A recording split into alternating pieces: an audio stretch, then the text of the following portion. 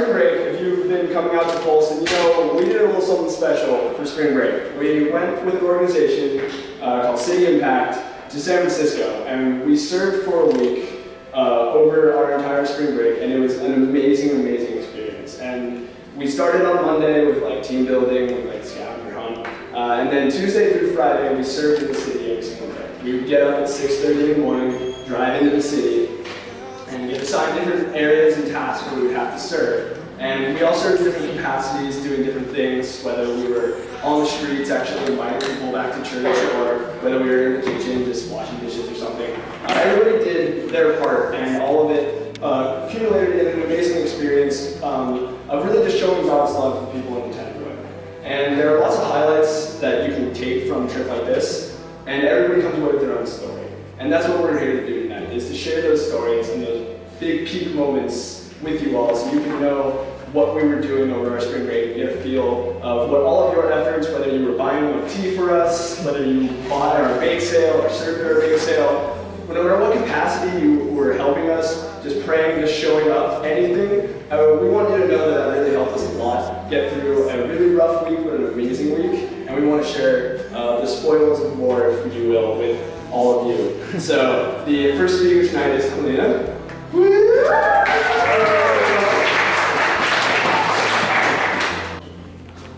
Hi, so I'm Helena. Hey. So, I'm a freshman, so actually, just a little background, because it actually ties in with the story. So, I came into I grew up in a Christian home, so I grew up going to church.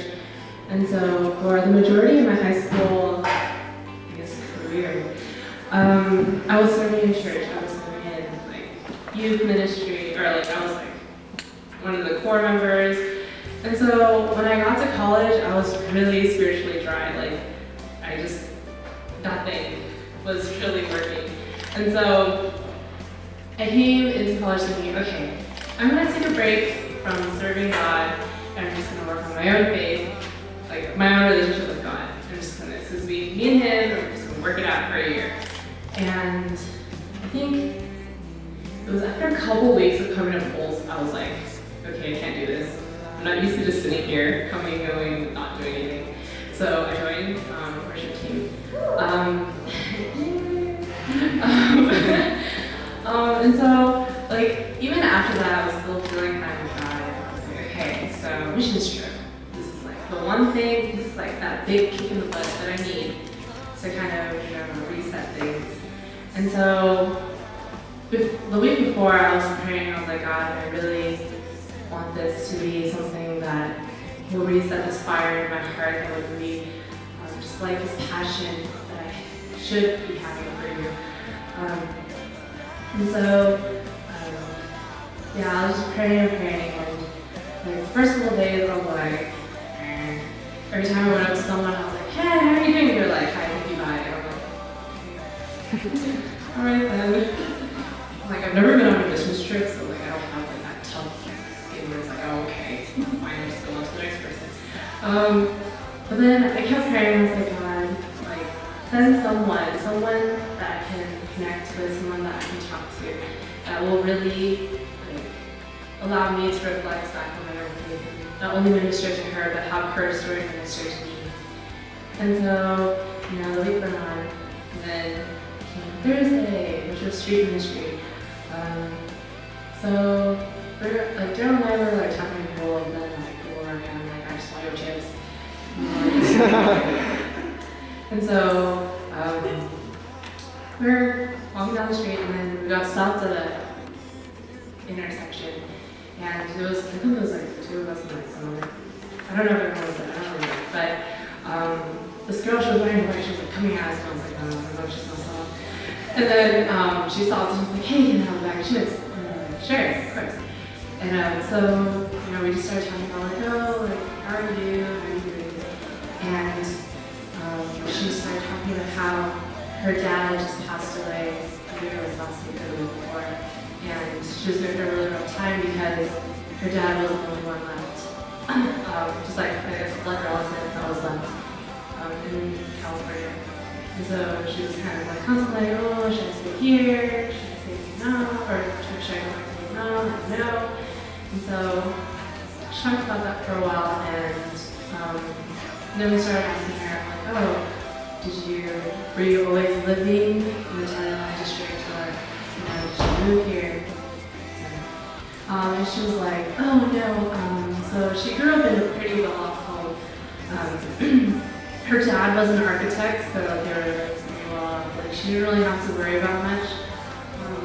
And she, like she dreamed of going to college. Like, she's really smart. She knows 4 languages, more than I know. But like she's just really smart. And sorry, there's a mosquito. And so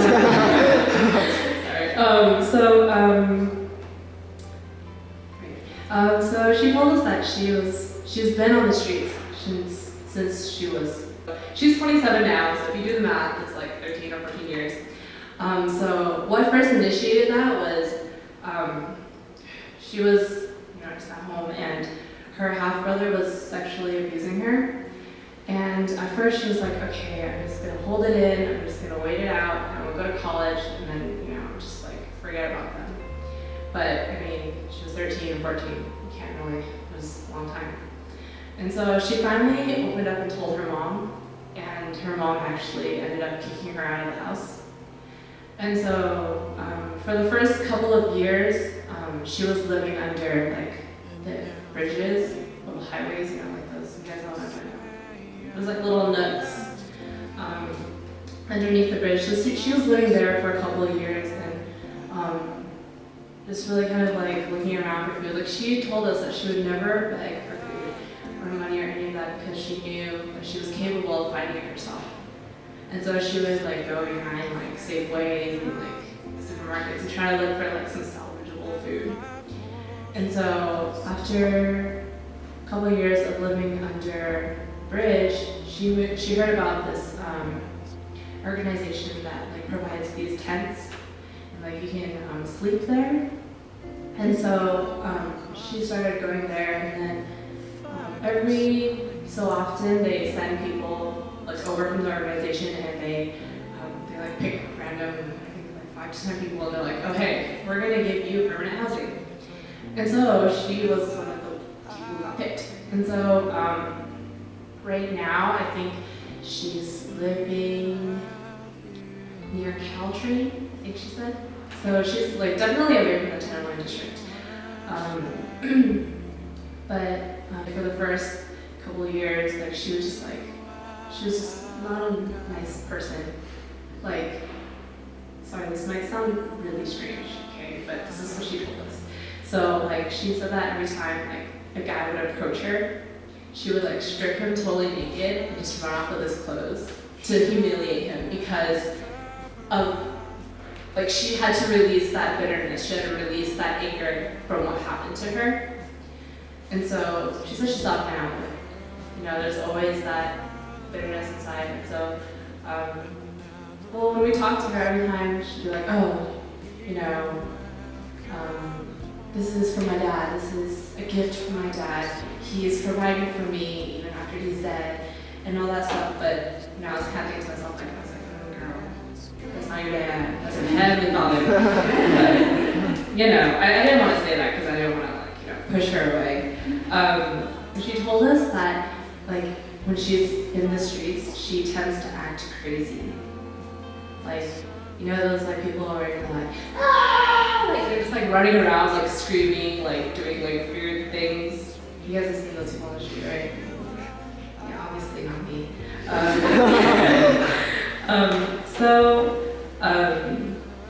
She actually told us that she does it so that people will leave her alone, so that other homeless people wouldn't approach her, because she said that when they come to know you, when they realize how smart she is, they're going to try to break her down. They're going to try to get her addicted to drugs, or they're going to try to kill her, so that there's, just like one less competition out there. And so, she also said that sometimes she acts crazy when she's riding her bike to make people laugh. because some people during their day, they just need that one person to do something silly to make them laugh. And I thought that was so sweet of her. She also has the biggest heart ever, like it's crazy. So she told us that moments before we met, there was someone who gave her a sweater. She's like, oh, okay, thanks. She was like ran down her sweater, and she saw someone on the street that was shivering, that was more needy than she was, and so she just wholeheartedly just gave it up and was like, here, you can have it. And like, she told us another instance where she had food and she was starving, she was so ready to eat it, but she saw someone who was less capable than she was to go find food, and so she gave it to them. She said that she'd rather go hungry than not help someone, or she'd rather she'd rather go cold than have someone face to death. And I thought it's really amazing. I mean, like, as Christians, we're called to love everyone. We're called to give up all we have to the poor, and yet, for me, I'm kind of just like, when I see the homeless person before, I was like, I don't know, I just didn't feel safe around them, but I realized that, after you get to know them, they're such sweet people. I feel like God really answered my prayers through this week. Just not only sending Michelle for me to talk to, but also just being able to serve Him and realizing that, I am supposed to be serving Him. I am supposed to be worshiping Him through my service to Him. And just really opened my eyes to just that I'm where I'm supposed to be. I'm not supposed to, just chill and everything else around me or everyone else around me do all the work. I have to actively pursue God. I have to actively work I have to actively serve God in order to just grow closer to Him.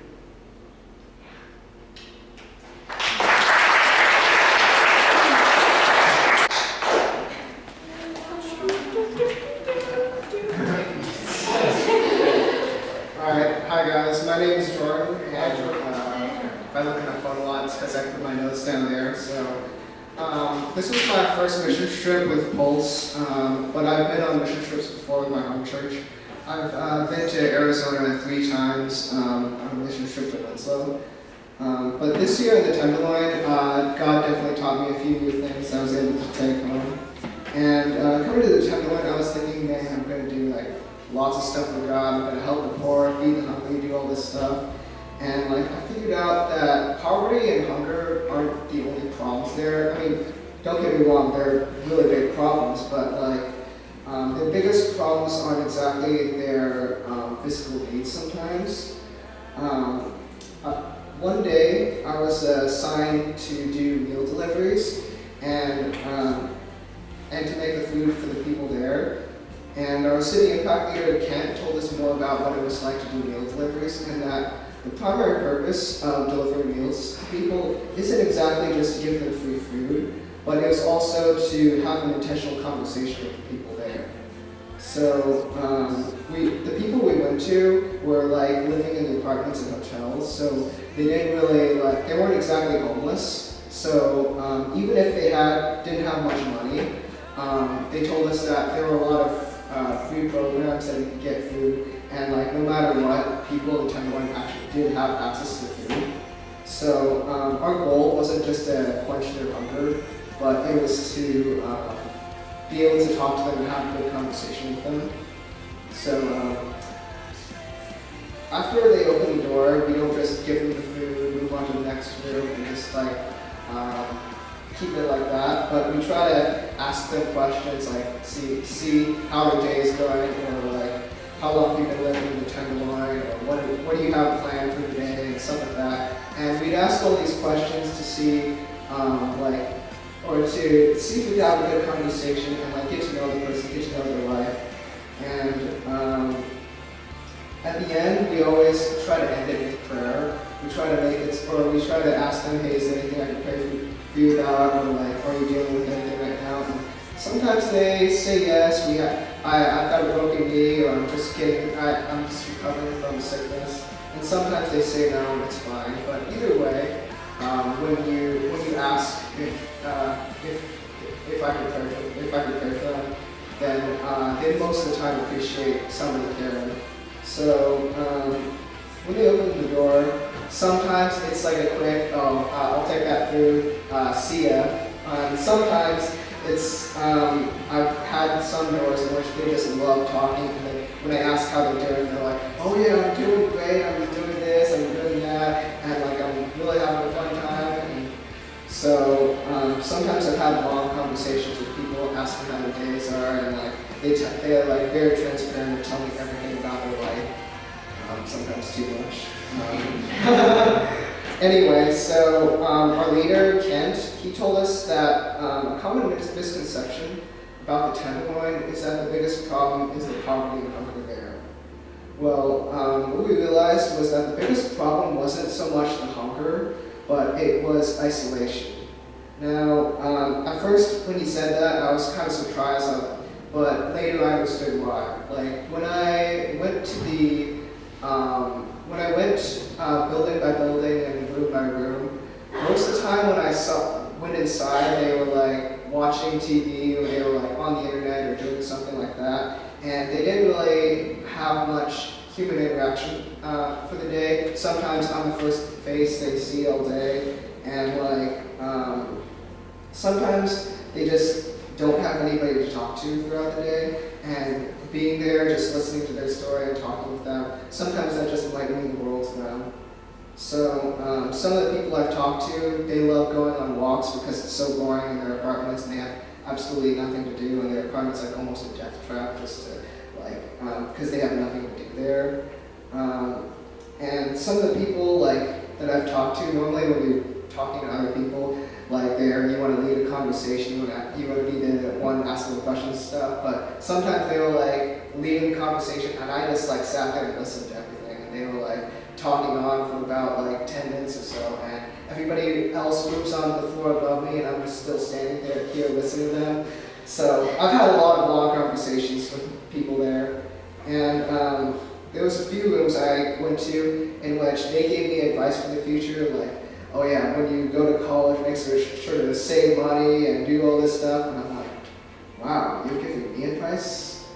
I feel like I'm the one supposed to be doing something with you. But there was this one room, one time, there was a transvestite who gave me a pep talk about having good motivations and stuff, and that was weird.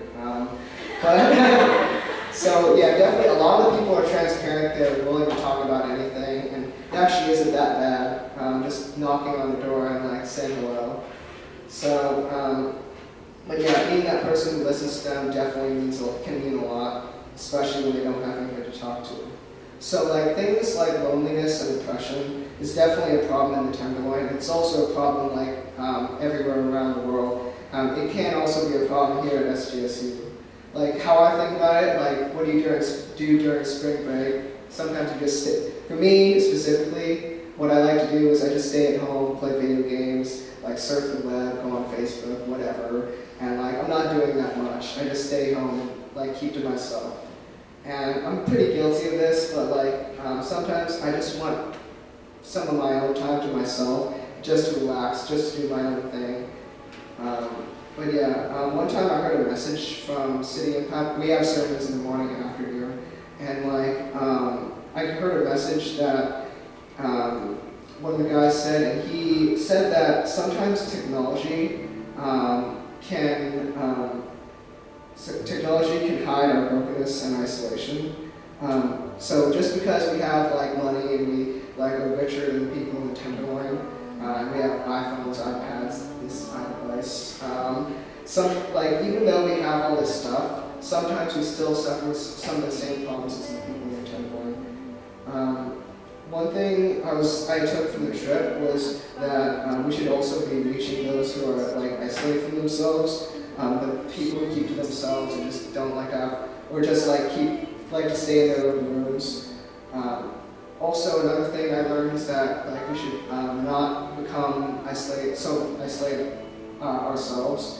like oftentimes I've had days in which I would just stay in my dorm room, just game all day, and like have almost no like human interaction, kind of like some of the people I mentioned on the trip.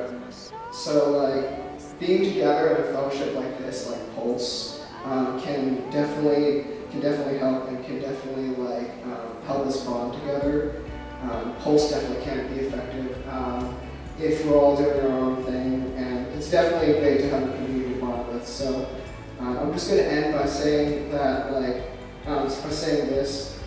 that we shouldn't be afraid to talk to a friend who might be isolated, who might be just keeping to themselves, and we should be able to like get to know them and reach out.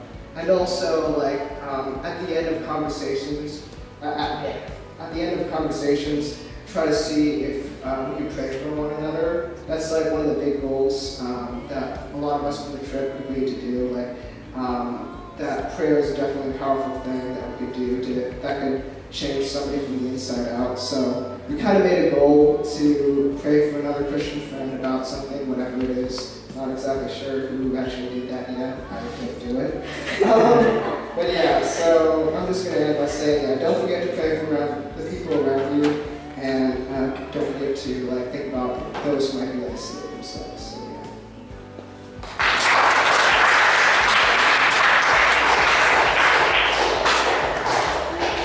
Well, as many of you know, I was kind of the one coordinating the whole trip, planning it, and part of it. And of course, Deanna, Keith, and Tim really helped me with a lot of it. But I was the one that did made the numerous phone calls to City Impact to book everything, to make sure that every detail is in place, to make sure we were going to get there well, that no one was going to get lost or I don't know.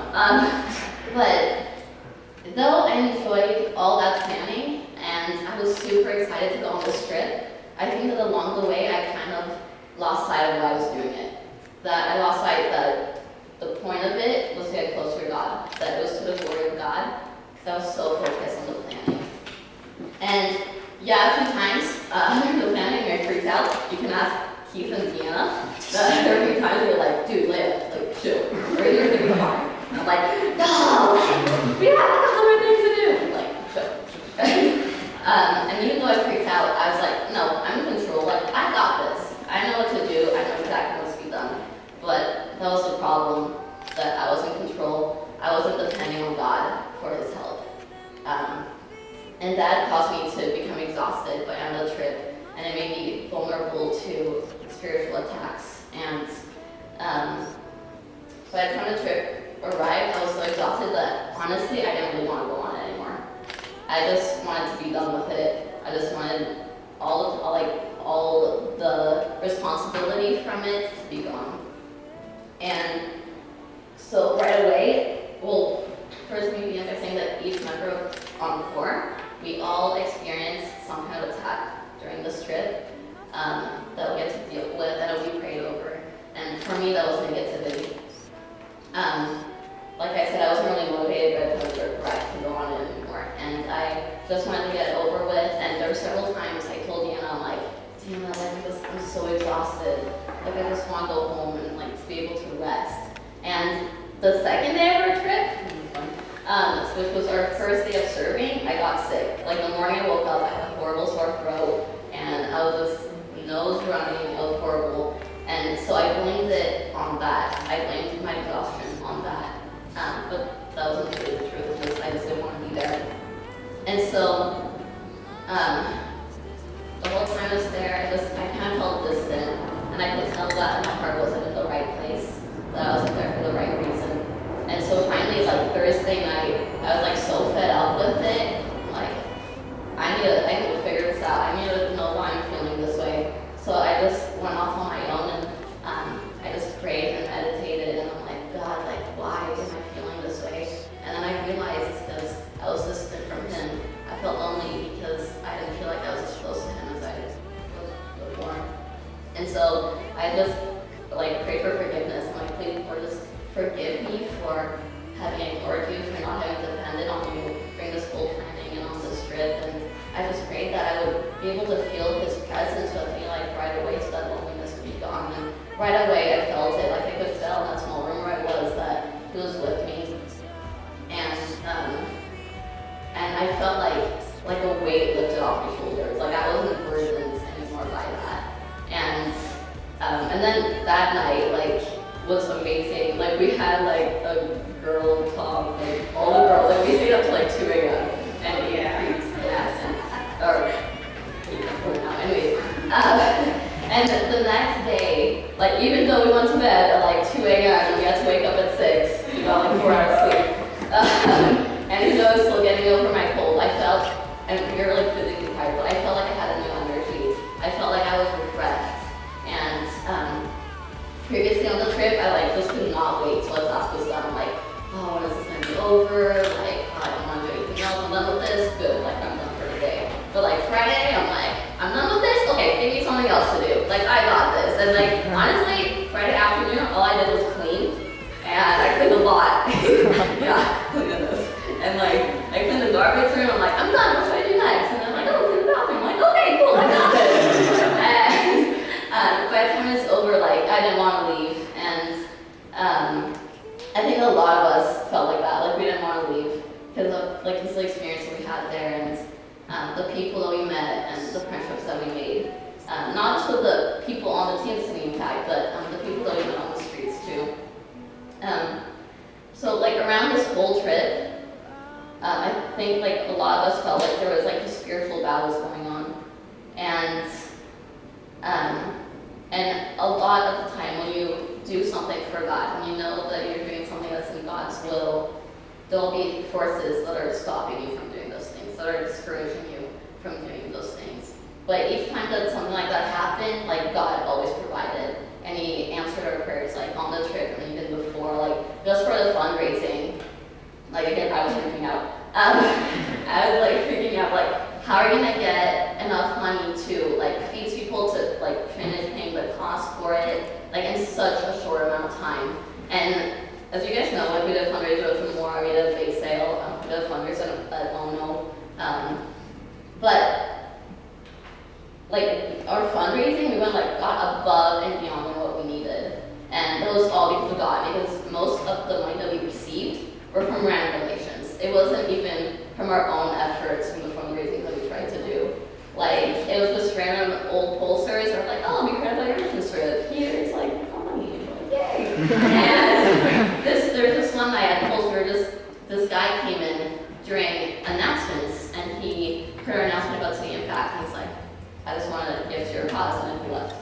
And that was really amazing. And so it was like things like that, like this, God really showed up and provided for us, and in my time of need, like He came, He provided for me. And so my encouragement for you guys is like, if you guys feel like you've been defeated, if you feel like you're distant from God, like not to give up, because He's always there. Like He's there, running after you and wanting that relationship with you. And yeah, that's what I like about you. Now Abby's gonna share.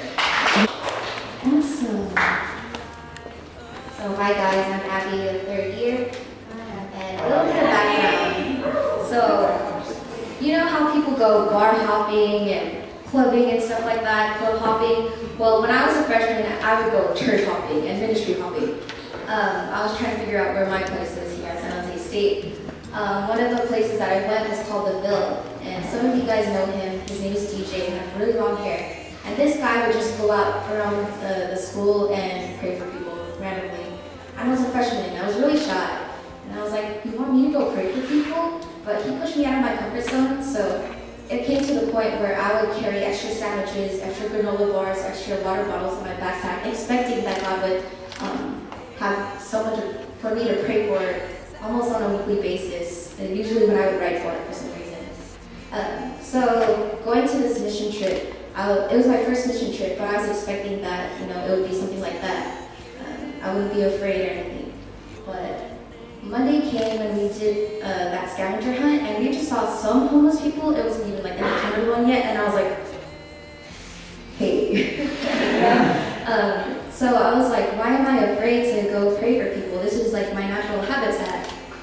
So that night, Monday, I prayed that God would just give me one person to pray for, to talk to. And that night I had a dream. It was just like a really brief dream, but we were walking in the Tenderloin, and I saw some black guy with blue eyes. Really rare, right? So Tuesday was the first day, and I worked at the thrift shop because I was afraid to go out there. I was like, I need to warm up to this first. Let me get acquainted with the area. And then later that day we did rescue missions, and that's basically where you serve people dinner and they listen to a message and worship. And we were doing a frontline, basically welcoming everybody into the area, and I swear I saw the guy. He was walking, and then I was like, oh my gosh, Jordan, Nikki, it's him. And then I looked at his eyes, and they were brown, so I was like, it's not him. So I went to the other table, and I talked to this guy, and his name was Jesus. And I was like, Jesus, what's your last name? He was like, Rosales. I was like, what's Jesus? And this guy reminded me of the prodigal son because he was dressed up in like a black sweater, some nice jeans, nice shoes, but he was only 35. So I was like, what brings you to the Tenderloin? He's like, oh yeah, I've only been homeless for 3 years. So I asked him, what are your dreams? And he's like, I'm pretty close to where I want to be in life. I was like, really? And then he was like, one of my dreams is just to talk to people about my dreams like you. I was like, oh, cool. And it made me realize that these people are like more than accepting of our talks. So it encouraged me a little bit. The next day was just an off day. Like, man, first of all, we got there late and we had to sit in the back, and I was tired, so I fell asleep through the message. And then later that night, we did meal deliveries, and I was super discouraged, knocking on the doors. Everybody else got people to open the door and have great conversation. We prayed for like 1 or 2 people. It's like, man, where's the door? It's like empty. And we worked with the kids that day too, and they were just like nuts. I could not handle them, which I love kids, so it was really weird to me. And then when we went back to the church that night, people were doing their own things. So some people played ping pong, the leaders were really stressed out, and I was like, why? So I remember that night, Keith asked me to pray for him, and then me, Tamara, and Matt continued to pray, just that Thursday would be different because we didn't want to leave unchanged. And man, power of prayer. So Thursday, it was the only day we got there early. We sat in the front, so we actually listened to the message. And I'm going to share with you the things that I learned. So the message was from Ephesians 4, verses 11 to 13, basically talking about unity and how we have different gifts. God has given us different gifts to serve the church. So one is that people glamorize the role of a pastor, not realizing every role is just as important. So whether you're a janitor at the church or a greeter at Frontline, your role is just as important as a pastor. 2 is that don't think that God can't use you because you can't talk in front of a crowd. He has given you specific gifts to build up the body. And 3, living missional lives start with building community. The early church in Acts had thousands of added daily because they made it personal. They broke bread in each other's houses. They didn't go into one megachurch with thousands of people. They made local communities. So that night we did street ministry, and man, that was crazy. So some people talked about it. I'll go in more depth. Our leader was Emily, and she had purple hair but a golden heart, so she was a Lakers fan, right? She was really cool. Like, we would go around the Tenderloin, and then she would be like, oh, hey, what's up, homie? What up, girl? And I was like, what the heck? These people are crazy, and you're just loving on them. So it made us really comfortable to go around the Tenderloin and talk to these people. And it made me want to go out there and know these people like she does, because she knew like their background. She knew what they were going through. One person that we prayed for, her name was China, and she told Emily told us that China was just in a wheelchair like a couple of months ago, but she got healed by God, so that was crazy. And all of us at Pulse, we just circled around her and prayed for her, and she was like weeping. So I knew that she was blessed by our prayer. And this is the first time for Pulse to actually be all together as a team during street ministry. And I was really encouraged by my little freshman, all praying people. Was like, oh, I'll go, yay! So that was really encouraging to me to see our Pulse team getting together, stepping out of our comfort zones, and praying for people. Our way of talking to people was just passing out chicks and stuff. But we came to this point where it's called Pill Pushing Hill, something like that. And we ran out of chips. And I was like, man, we ran out of chips, but I don't want to go back yet. So we started singing songs. We started singing worship. So here's the corner of all the drug dealers and stuff right here, and then this is us singing. And even though like it was already dark, it was around 7:30, we weren't afraid, and the presence of God was so thick in that place. I saw people turn their faces and see us singing in that corner. And it was already like 7:45-ish, so we were gonna go back to our cars in the parking garage. And right when we were passing by, I hear, "Yo, keep up the good work, guys." What? I'm gonna pray for that person. So I ran up, "Hey man, is there anything I can pray for you for?" And he's like, "Nah, I'm praying for y'all." I was like, "What?" So everybody else circled around him, and he was just encouraging us. He was like, we're the older generation now, so we're marching to the grave, but you guys are marching to something else. And he was just encouraging us to keep going as a team and to not lose heart and to shine our lights, you know, things like that. And some other things that hit me personally, and I was like, oh my God, it's blue eyes! So I was like, you guys, that's totally the guy I dreamed of money about. And then he was like, go tell him. So I'm like, okay. And I was like, hey, Charles. He was like 60, 70-ish, maybe 50, I don't know. And then I was like, this might sound crazy, but I had a dream about you on Monday night, and God totally knew that you were gonna like talk to us and encourage us. So that's great. And then he's like, actually, I have green eyes. And I was like, really? It's kind of dark, so I looked closer. And then he was like, girl, don't get too close, you're gonna get hypnotized.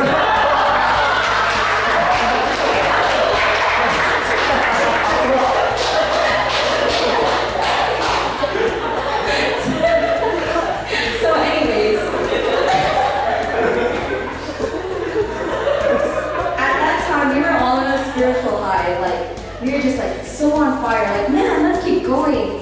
And I wanted to take this energy back to the church where we were sleeping at. So I asked if we could, instead of like doing our own thing, if we could circle up and have a time of worship and talk. And we did. And Daryl shared a message with us, continuing on being part of the body. And then we shared some testimonies about like what we were learning, what God was teaching us. And I also encouraged others to share what was going on in their lives.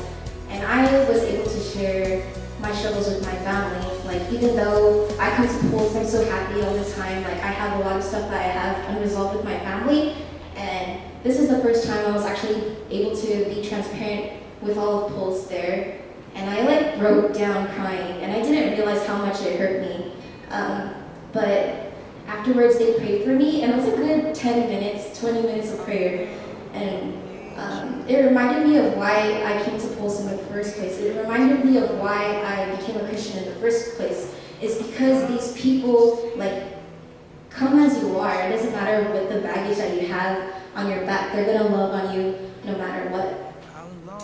So after the trip, Leia asked us what are the things that we wanted to take back to Pulse. And these are some of the things that I learned that I want to bring here into the culture of Pulse. One is Colossians 3:23. So it's basically be a servant, not a volunteer. A volunteer gets work done, but a servant gets things done with the right heart. And Colossians 3:23 is whatever you do, work at it with all your heart and do it for the glory of God. 2 is know your role. Know that no matter if you're on worship team or a preacher or just someone who comes, know that you are so important in this body. And 3 is be intentional. We can't serve out there unless it starts in here and here in Pulse. And John 13:35 says, your love for each other will prove to the world that you are my disciples. And when I became a Christian, everybody else's love showed me who God was and how God loved us. So as Jordan mentioned, we should start praying for each other. We should start loving each other here at Pulse. and make prayer regular. When what Tim Riley says, when you talk to people, say, hey, how you doing? They're like, yeah, good. No, really, how are you doing? So I want to encourage you guys and actually challenge you guys tonight. Before you go home, just get to know one person here and ask them, how are you doing? And pray for them. So. And we were giving out chips and doing the whole spiel. And Emily goes up to this guy named Daryl, and they start talking. This guy is really, really friendly, and he's like, yo, I saw you guys playing music the other night, like you guys were awesome, singing and whatnot. He's like, do you think we could do that right now? And we're like, yes, right now. And on the street corner, we just started singing worship, and he led us in worship and just started singing, and it was just an awesome moment. Everybody around us stopped and was like looking at us, and it was just a really awesome moment just to be able to connect with someone like that. God, I just thank you for all these testimonies. I thank you for changing our hearts and allowing us to serve your people. I thank you for the people who are here tonight that are new. I pray that they would see your love through the way that we love them and we love each other, God. I pray that this place would be a place to continue to love and serve you, to worship you in truth. May we serve with the right heart, God. May we do all things for your glory. We just thank you for this time of worship. We thank you that at the end of a busy week, we can come here and unwind and be transparent with each other, God. Please continue to use your Holy Spirit within us and love on each other. In Jesus' name, amen.